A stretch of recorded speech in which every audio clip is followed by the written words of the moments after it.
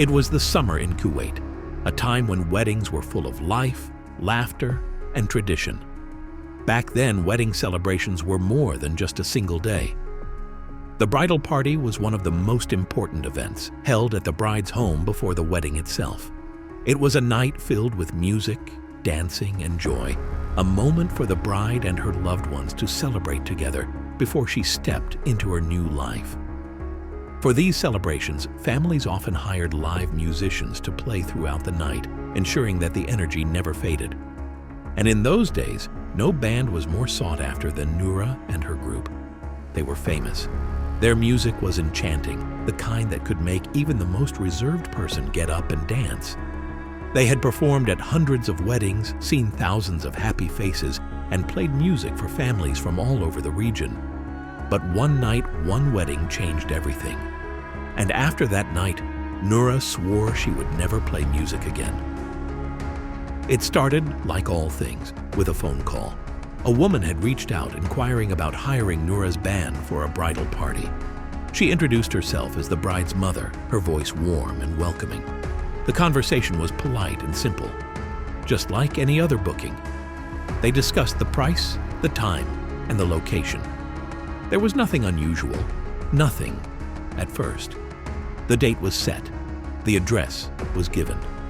Noura and her band prepared for the night, gathering their instruments and picking their best songs. It was just another wedding, or so they thought. The night of the event, they set out, excited and ready to perform.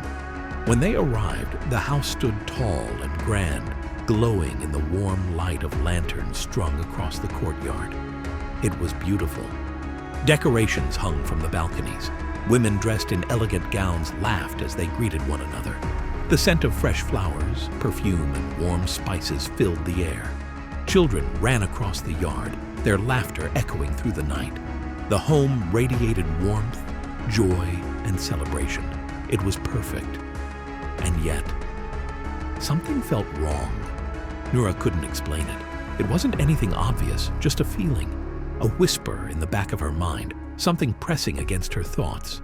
It made no sense. The house was full of life. The women were smiling, happy, dancing. The bride's mother greeted them warmly, her face glowing with pride. Everything was as it should be. So why did she feel that creeping sense of unease? She ignored it. The party was waiting. At 9 p.m., they began to play. The moment the first notes filled the air, the women erupted into dance. Their bodies moved effortlessly, flowing to the rhythm, their feet stepping in perfect harmony with the beat. At first, it was beautiful, but as the night stretched on, something changed. By midnight, Noura and her band were exhausted. Their fingers ached and their voices were strained. They had been playing for hours without rest. They turned to the bride's mother, politely asking for a short break. She smiled, but she shook her head. Instead, she offered them more money, double their usual fee if they kept playing. It was unusual, but money was money.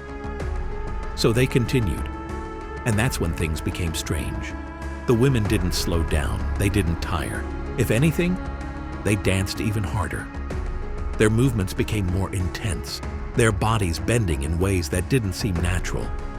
The laughter, it grew louder, it sounded wrong. The air in the room felt heavy, thick enough to choke on. And then, the lights went out. Darkness swallowed the room. Noura expected screams, a rush of panic. Someone, anyone, reacting to the sudden power cut.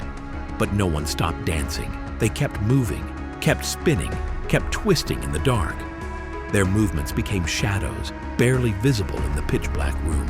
Not a single complaint, not a single sound, just the whispers of bodies moving, dresses swaying, feet stomping against the ground. Noura's heart pounded in her chest. Then, something else happened. One of the band members collapsed. She hit the floor, hard. The music stopped.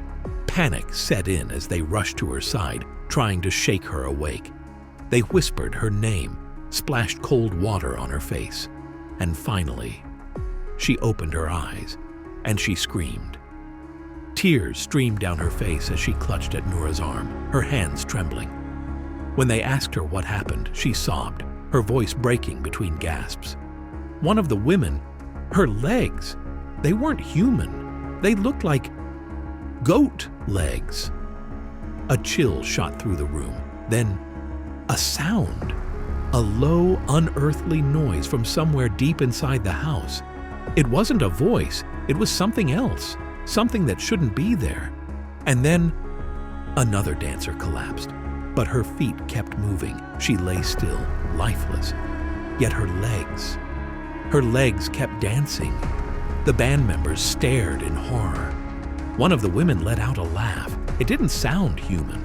And suddenly, one of Noura's bandmates let out a scream. She clawed at her own face, her nails dragging across her skin like she was trying to pull something out of her body. Her eyes rolled back. Her body shook violently. She wasn't herself anymore. Something else had taken over. And then, from the darkness, a voice. "Keep playing." Noura froze. They didn't know who had spoken, but they knew one thing. They couldn't stop. They had to keep playing. So they did. Through the terror, through the fear crawling up their spines, through the darkness pressing in around them, they played until dawn. And then, the first call to prayer, Fajr, rang through the air. A sound like burning filled the room. The dancing stopped, the laughter vanished, and then everything was gone. The lights, the guests, the house. Noura and her band ran. They stumbled into the street, their breaths coming in ragged gasps. A man approached them. "What's wrong? Why are you shouting?" They turned, pointing at the house. The grand house, the lights, the guests. But when they looked back, there was nothing. An old, abandoned house stood in its place, lifeless, decayed. The man spoke again, his voice calm. That house has been abandoned for over 30 years. Noura felt her stomach drop. They had been playing for something that was never human. And from that night on, she never played music again. What do you think really happened that night? Was it just imagination or something far more terrifying? Let me know in the comments. And don't forget to like, subscribe, and turn on notifications for more stories.